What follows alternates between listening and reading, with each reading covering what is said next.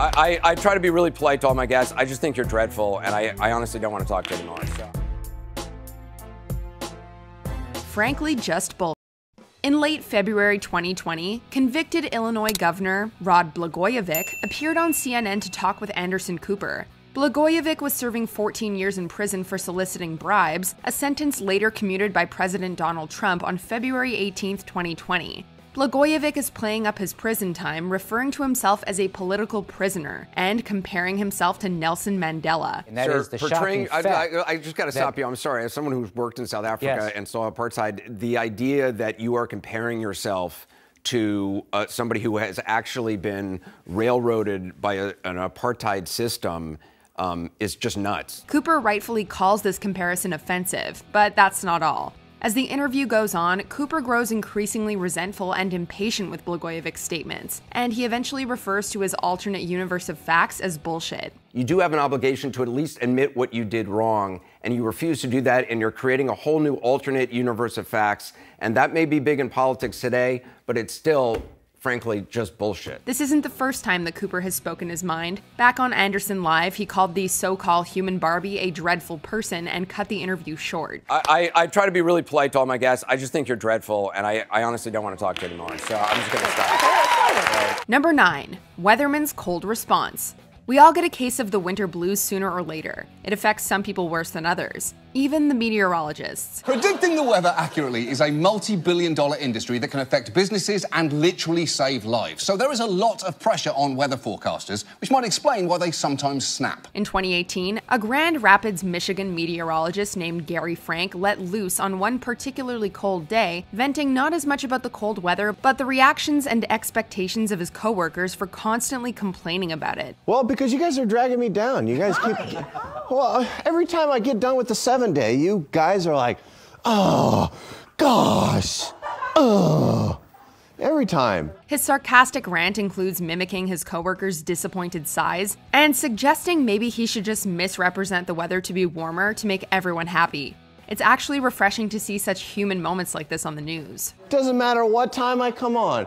4:30, 5:30, 6:30, and then you expect me to be chipper for 5 straight hours. It's miserable. Number 8. Anchor untethered. Back in 2009, Drew Smith, a news anchor for SNN News 6 in Sarasota, Florida, had very little patience for poorly worded transcripts. After struggling to get through a story, Smith sighs in frustration and hangs his head in shame. In her will, Smith also intentionally omitted to provide for her spouse and other heirs, including future spouses and children, and other descendants. They will... After a brief pause, Smith brandishes his copy of the script and asks, "Who writes this stuff?" And asks either the crew or the viewers at home if they are as confused as he is. Are you guys lost like I am? Before continuing on, Smith seemingly answers his earlier question by stating, quote, "Some intern at NBC News Channel writes this crap." But we get it. Poorly worded news is confusing for everyone, and quality control is important. Some intern at NBC News Channel writes this crap. Number 7. Alexi Lalas speaks his mind. Sports commentators aren't one to mince words. If a performance sucks, they're gonna tell you about it. And Alexi Lalas, a former soccer star and pundit for Fox Sports, certainly told us about it. It's dark days indeed, but this is a time for leaders to step up. And so to the supposed leaders, I will say this. All right. While covering a match between the Seattle Sounders and LA Galaxy, Lalas unleashes a barrage of insults against the national United States soccer team.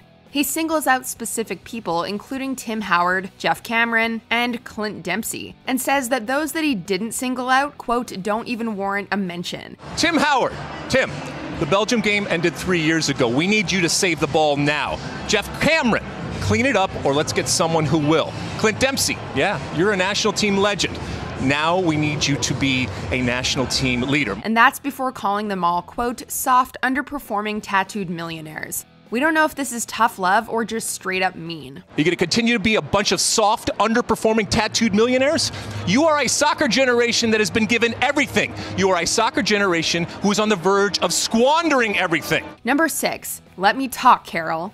If this list proves anything, it's that meteorologists are hanging on by a thread. This outburst concerns Chad Myers, the severe weather expert for CNN. Okay, not so as lower pressure, but Camille. Chad, let me talk, Carol. Translate that for us. I don't know what that means. What does that mean? Well, if you would let me talk. While discussing Hurricane Katrina, anchor Carol Costello interrupts Myers and asks him to clarify the complex and technical terminology that he's using. Myers proceeds to yell, "Let me talk, Carol," and throws his papers on the ground in frustration. Costello and Myers both laugh the incident off, and Myers states that he was just having fun with Costello. It seems clear that they do this simply to diffuse the palpable tension, because Myers was obviously not having fun. He is stressed the heck out. All right, Carol. Thank you, Chad. All right, just having fun with you this morning. I know. Right. It's a stressful time, I know. Number 5, burning with frustration.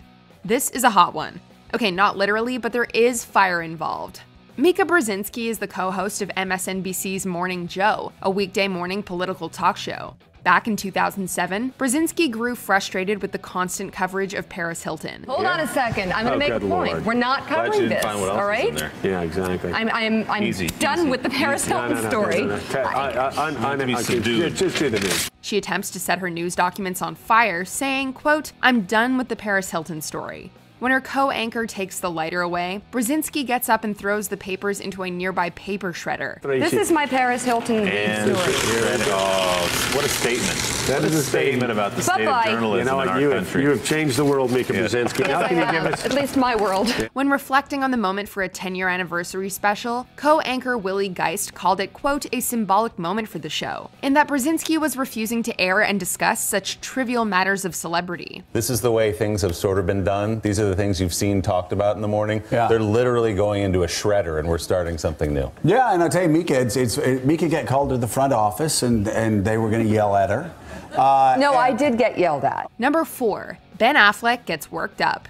Back in October 2014, Ben Affleck appeared on the talk show Real Time with Bill Maher alongside author and podcast host Sam Harris. And it didn't take long for the fireworks to really get going. The discussion veers towards the subjects of radical Islam and Islamophobia, and battle lines are quickly drawn. You're saying that Islamophobia is not a real thing, that if you're critical of something... Well, it's not a real thing when we do it. Right. Well, no, it really isn't. I'm not denying that certain people are bigoted against Muslims as people, and that's a problem. Big of you. But why are you so hostile about this concept? It's gross. It's racist. Maher claims that Islam is the only religion that acts like the mafia, and Harris says that Islam at this moment is the motherlode of bad ideas. The Oscar winner then goes off on the two men, calling their assertions gross, racist, and ugly things to say. All this while sitting back in his chair in frustration and muttering "Jesus Christ" under his breath. So suffice it to say, he didn't agree with their opinions. You criticize the people who are doing it, not the Philippines. You know what I mean? Well, what if the people as a Filipino kid lives down the street from you would have nothing to do with that? Number 3, walking away from Bill O'Reilly. Please welcome Bill O'Reilly. And here we have another disagreement arising over religion and extremism. Back in 2010, political commentator Bill O'Reilly appeared on The View to promote his book Pinheads and Patriots, Where You Stand in the Age of Obama. The discussion turns towards an Islamic community center called Park 51, then scheduled to be built near Ground Zero. And let me break this to you. 70% of Americans don't want that mosque down there, so don't give me the weebies. O'Reilly claims without proof that, quote, 70% of Americans don't want that, and that it's inappropriate, quote, because Muslims killed us on 9/11. Muslims killed us on 9/11. Whoopi yells, "Oh my God," shoots back in her seat and swears at O'Reilly before she and Joy Behar storm off the set. This is anything but scripted, just a real impassioned reaction. You're outraged about Muslims killing us on 9/11. Number 2, Jim Ryan versus Dick Oliver. This legendary argument took place on July 19th, 2001. Good Day New York anchorman Jim Ryan is watching a report from Dick Oliver on a landlord-tenant dispute. It's pretty normal, everyday stuff, until it isn't. All right, it's back to you, Jim. Ollie, don't let her go away. What, does she have a response to that? Is she still there? What's that? Did the lady just leave? Yeah. Oh, that's too bad. After Oliver lets his tenant interviewee leave, Ryan chastises him for the quality of his reporting.